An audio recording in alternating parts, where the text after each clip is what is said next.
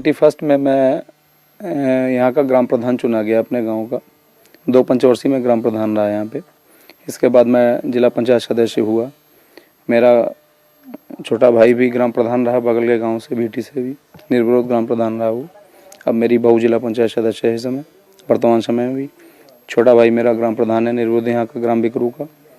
और मेरी पारिवारिक पृष्ठभूमि, मेरे बाबा भी यहाँ के जमींदार भी थे और ग्राम प्रधान भी थे, बाद में हुए।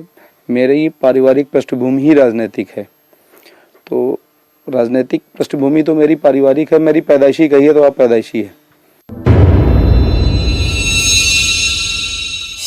विकास दुबे जी, किस तरह से आपको कहा जाता है कि आप अपराध में डॉन नाम से बोला जाता है कि आप माफिया हैं, डॉन हैं, और लेकिन आपका राजनीतिक करियर है, क्या है बेसिकली, हकीकत क्या है? देखिए, एक्चुअल राजनीति में लाने का श्रेय, मैंने पढ़ाई में ग्रेजुएशन किया है मैंने, और मैं अच्छा स्कॉलर रहा हूँ अपने टाइम का। राजनीति में लाने का श्रेय मुझे स्वर्गीय हरिकिशन श्रीवास्तव जी का है, जो मेरे राजनीतिक गुरु थे और उत्तर प्रदेश के कई बार मिनिस्टर रहे और उत्तर प्रदेश विधानसभा के अध्यक्ष भी रहे वो। उन्होंने मुझे राजनीति में लाने का प्रयास किया और उन्हीं के प्रयास से मैं राजनीति में आया। और जिस दिन से मैं राजनीति में आया तो लोगों को मेरे प्रभाव से और मेरी लोकप्रियता से ज्वेलसी होने लगी। आज तक कोई भी ऐसा मामला नहीं है जिसको मैंने अपने हाथ से मैंने कोई अपराध किया हो या मैंने कोई अपराध को बढ़ावा दिया हो। अपराध से मेरा कोई दूर दूर से रिश्ता नहीं है। मेरी राजनीतिक वर्चस्व की जंग है जो मेरे जिंदगी तक और मेरे मरते दम तक जारी रहेगी। लेकिन इस राजनीतिक वर्चस्व की जंग में बम, गोली और हत्या ये सब चलता नहीं, ऐसा नहीं है। हमारे यहाँ हमारी राजनीतिक जंग में कभी भी ऐसा कुछ भी नहीं हुआ कि मैंने किसी को मरवाया हो या किसी को मारा हो या किसी को मारने के लिए प्रेरित किया हो। किसी के ऊपर आरोप लगा देना, आप तो समझते हैं कि उत्तर प्रदेश में होता क्या है कि मर्डर कहीं होता है, फंसाए कई लोग जाते हैं। मर्डर कोई करता है, उसके भाई, उसके खानदान, उसके परिवार, उसके सब सारे लोगों को फंसाया जाता है। ये एक उत्तर प्रदेश की एक ये ट्रेंड बन गया है लोगों का राजनीति में फंसाने का, और उसी का मैं शिकार हुआ हूँ। श्रम राज्य मंत्री संतोष शुक्ला का हत्या का आपके ऊपर आरोप लगा, उस वक्त आप कहाँ थे? क्या वो हत्या आपने की? जी नहीं, जिस दिन उनकी हत्या हुई थी उस समय मैं थाने में अपनी FIR लिखाने हुए गया हुआ था। मेरे ऊपर अटैक हुआ था। उसके बाद मैं जब वहाँ से चला आया, जब अपने ऊपर अटैक किया मेरे ऊपर, मैं उस दिन कानपुर जा रहा था अपनी पत्नी को लेकर। वो बीमार थी, उनको किडनी पेन था। रास्ते में मेरे ऊपर बम से अटैक किया गया, बम और गोलियां चलाई गई मेरी गाड़ी पर। तो मैं उसकी FIR, जब मैंने SP कानपुर देहात को फ़ोन किया कि मेरे ऊपर इस तरीके से घटना हुई, तो उन्होंने मुझे कहा कि आप वहीं रुकिए, मैं फोर्स भेज रहा हूँ। फोर्स मुझको वहाँ से लेके आया। मैंने थाने में FIR लिखाई और मैं चला आया। इसके बाद थाने में जो जिन मंत्री जी का आप नाम ले रहे हैं, वो मंत्री जी किन्हीं कारणों से अपना पहुँचे और उन्होंने किसी तरीके से पुलिस से उलझाव किया। वहाँ लोगों से उनकी कहासुनी हुई। इसके बाद क्या हुआ क्या नहीं हुआ उससे मेरी जानकारी नहीं है। उनकी हत्या की जानकारी या उनके मरने की जानकारी मुझे लखनऊ में हुई।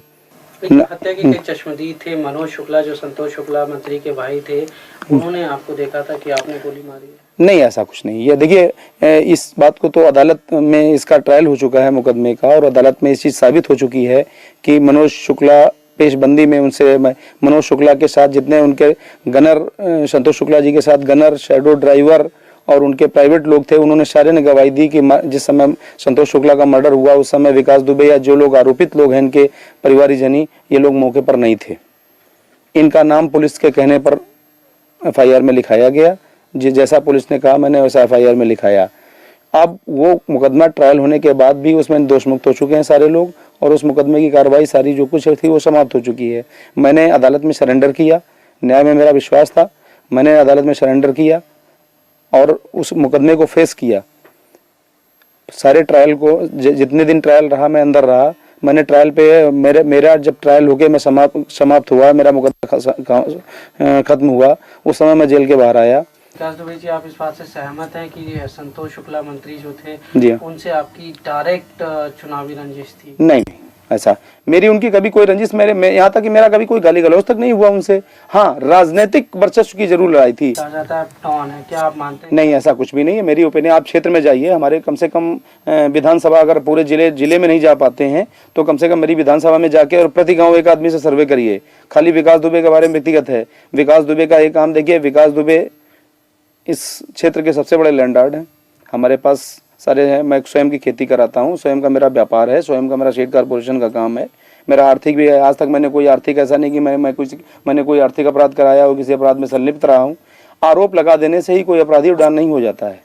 विकास दुबे के वर्चस्व को कम करने के लिए ये सारे मुकदमे फर्जी लगाए गए, जो कि अदालत में सारे खत्म हो चुके हैं। 2-4 मुकदमे भी ट्रायल पर हैं, जिनका मैं फेस कर रहा हूं, और ट्रायल होने के बाद जो भी अदालत निर्णय करेगी उसको मान्य करूंगा। मैं एक चीज जानना चाहता हूँ, छात्र जीवन से लेके अब तक आपके ऊपर कितने मुकदमे लगे गए, कितने में आप बरी हुए, कितने अभी आपके ऊपर चल रहे हैं? मेरे हिसाब से 45 मुकदमे आज तक मेरे ऊपर खिलाफ कायम किए गए। किस तरह के? गैंगस्टर के हैं, गुंडा एक्ट के हैं, पुलिस के। अभी आपने बताया सहारनपुर में साहब भी दिखाया कि साहब वो गैंगस्टर में वहां से वांछित थे, तो चूरन, नशे का चूरन खा रहे थे आप। जो आदमी अपने पूरी लाइफ में जिसने चाय न पी हो, 22 साल से चाय न पीता हो, उस आदमी को नशे का चूरन खाते हुए बता रहे हैं। आप सोच समझ सकते हैं कैसे मुकदमे पुलिस लगाती है, ये पुलिस स्वयं जानती है। तो आपकी जो छात्र राजनीति थी उसमें आपने कभी पार्टिसिपेट किया? क्या आप छात्र राजनीति से जुड़े रहे? नहीं, जब तक मैंने छात्र जीवन रहा तब तक मैं राजनीति में नहीं रहा। छात्र जीवन के बाद मैं राजनीति में आया। छात्र जीवन मेरा बिल्कुल एकदम संयमित था। मैं छात्र जीवन, मैंने जैसे एक छात्र का जीवन होता है वैसे मेरा संयमित जीवन था। अच्छा, ये बताएं, आपके बारे में ये भी कहा जाता है कि छात्र राजनीति में आप चुनाव लड़वाने का काम करते थे। यस, हाँ। क्या है वो? नहीं, मैं चुनाव लड़वाता था, ये बात सही है। चुनाव में अपने कैंडिडेट लड़ाता था, अपने कैंडिडेट को सपोर्ट करता था, चुनाव जिताता था। ये आप मान लीजिए कि हो सकता है ये गॉड गिफ्टेड भी रहा हो मेरे साथ, क्योंकि मुझे राजनीति से छात्र जीवन में ही कुछ मेरे अंदर जर्म्स आ गए थे कि नहीं है, किसी को प्रेसिडेंट बनाना है अपने यार मित्र को, या ये आदमी अच्छा है, इस काबिल है, किसको प्रेसिडेंट बनाया जाए, इसको महामंत्री बनाया जाए। लेकिन ये भी कहा जाता है कि आप इसी राजनीति से इतने प्रेरित हुए कि आपने संतोष शुक्ला को बीच थाने में इतने सारे लोगों की भीड़ में मारा, जो आप पे आरोप लगे, और आप हाईलाइट होना चाहते थे, इसीलिए आपने ये सब कारनामे किए। ये कहाँ तक सच है? देखिए, ये सब मनगढ़ंत बातें हैं और बेबुनियाद बातें हैं। संतोष शुक्ला की ना तो मैंने हत्या की और ना कभी मैंने उनका हत्या का ख्याल लाया मेरे जीवन में, और मैं भी उनसे, जिन लोगों ने हत्या की है उनसे मैं सहमत नहीं हूँ। किन्हीं लोगों ने भी की हो उनकी हत्या, चूँकि राजनीति में वर्चस्व में इतनी है। लेकिन संतोष शुक्ला की छवि चूँकि हमारे यहाँ अच्छी नहीं थी। संतोष शुक्ला के, विकास दुबे के कोई दुश्मन नहीं थे। संतोष शुक्ला ने जिन 50 लोगों को, हजारों लोगों को यहाँ जबरिया जेल में बंद कराया, फर्जी मुकदमे लगवा के, हो सकता है उन्हीं में से कोई उनका इंटेंशन रहा हो। और इवन यहाँ तक मालूम है कि संतोष शुक्ला के परिवार में, खुद संतोष शुक्ला ने 4 मर्डर करा रखे हैं अपने परिवार में। ये शायद आपको जानकारी नहीं होगी, मैं आपको व्यक्तिगत जानकारी बता रहा हूँ। संतोष शुक्ला ने अपने 2 भाइयों और अपने चाचा का मर्डर भी करा रखा है अपने गाँव में, और इनके गाँव के लोग भी इनके विरोधी हैं। वो हमारी विधानसभा के रहने वाले नहीं थे, लेकिन इनके गाँव के, और आज भी उसमें से एक आदमी फरार है। इनकी हत्या के उद्देश्य से फरार हुआ था रमाकांत शुक्ला, जो इनके परिवार का ही है, ग्राम प्रधान था इनके गांव का, और वो इनकी हत्या के उद्देश्य से कसम खा के ही फरार हुआ था। हो सकता है उसने भी मौके का फायदा उठाया हो। एक चीज और भी है कि जब उनकी हत्या होगी, आप इतने चर्चित हुए, पूरे देश में आपका नाम हुआ, तो उसके बाद आप वसूली का कारोबार करने लगे। आप लोगों को जो है, आज तक कोई ऐसा प्रमाण नहीं है, सरकारी तौर पर या लिखित तौर पर भी ऐसा कोई प्रमाण नहीं है, और विकास दुबे को ऐसी जरूरत भी नहीं है। विकास दुबे को ऊपर वाले ने जो दे रखा है उसमें विकास दुबे संतुष्ट हैं। तो ऐसा क्यों है? लोग देखिए, आपको शायद ना लगे, आपके इलाके के लोग की पूजा करते नहीं, मुझे ऐसा नहीं लगता। आपके नाम से नहीं, मुझे ऐसा नहीं लगता कि मुझे लोग हैं। मैं तो जिस समय गांव में या क्षेत्र में अपने निकलता हूँ, छोटे छोटे बच्चे भी पंडित जी कह के आगे मेरी गोद में आ जाते हैं। मैं कैसे जानूं कि लोग मुझे खौफ खाते हैं? और दूसरी बात मैं आपको बताऊं, खौफ से सिलेक्टेड हुआ जा सकता है, इलेक्टेड नहीं हुआ जा सकता है। इलेक्टेड आदमी वही हो सकता है, और आज तक मैं कभी सेलेक्ट होके कोई मैं नेता नहीं बना, ना मैंने पाया। आज तक जितने भी इलेक्शन लड़े, मैंने पब्लिक इलेक्शन लड़े, और आज के इस दौर में पब्लिक को टेरर में लेना या पब्लिक को टेरर लेके वोट लेना, ये संभव नहीं है।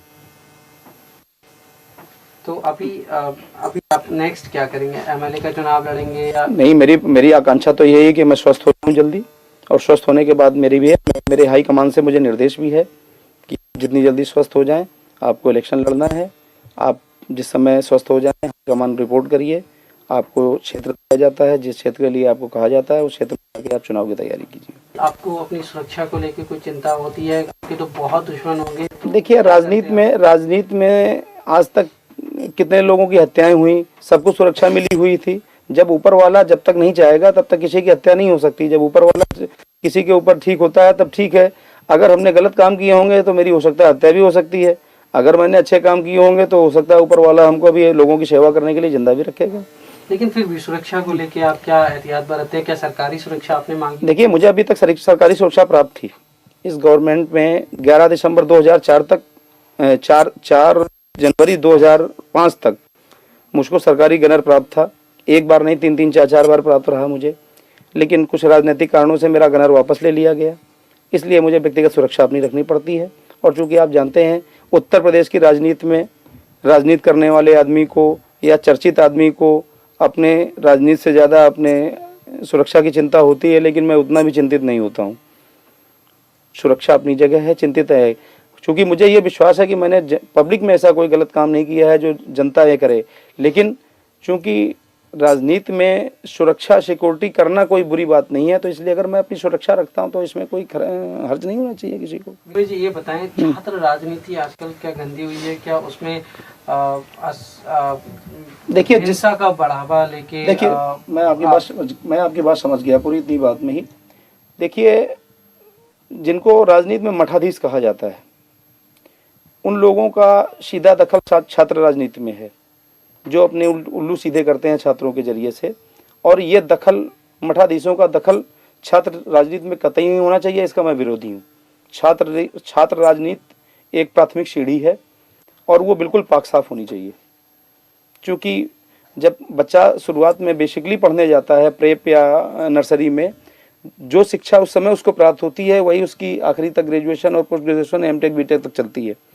अगर किसी आदमी की नींव ही खराब कर दी जाएगी, छात्र राजनीति में अगर मठाधीशों का दखल रहेगा तो छात्र राजनीति कभी भी पाक साफ सुथरी नहीं रहेगी। लेकिन एक मठाधीश मेरे सामने बैठे हैं, उनका भी दखल रहा छात्र राजनीति में। उन्होंने भी अपने कैंडिडेट खड़े किए, उन लोगों को जिताया बाकायदा। जब तक स्टूडेंट था तब तक मैं राजनीति में, छात्र राजनीति में मेरा इंटरेस्ट रहा।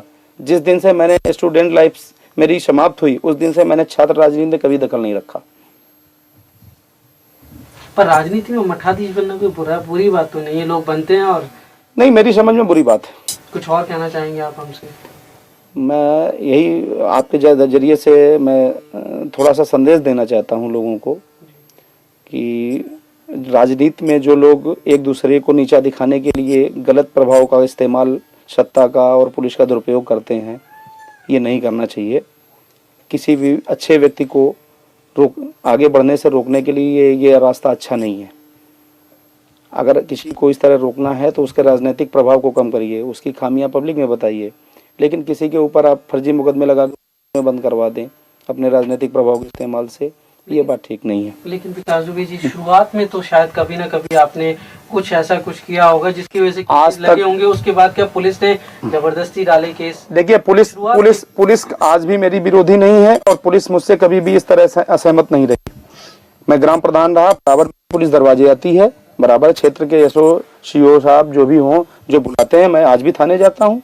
मैं कोई पुलिस से मुंह नहीं छिपाता हूँ। लेकिन जो मेरा सवाल है वो ये है कि शुरुआत में तो जरूर आपसे कुछ गलतियां हुई होंगी, जिसका बाद में जो है लंबे अरसे में पुलिस ने उसको ध्यान में रखते हुए और केसेस थोपे होंगे, चाहे वो राजनीतिक। देखिए, पुलिस ने जो कुछ भी किया मेरे साथ, वो राजनीतिक दबाव में किया। पुलिस ने व्यक्तिगत रूप में मैंने ऐसा कोई काम किया और ना पुलिस ने। देखिए, पुलिस को सिर्फ निर्देशित करके उनको दबाव देकर उनसे गलत कराया गया। पुलिस ने जानबूझकर मेरे साथ कोई गलत काम नहीं किया।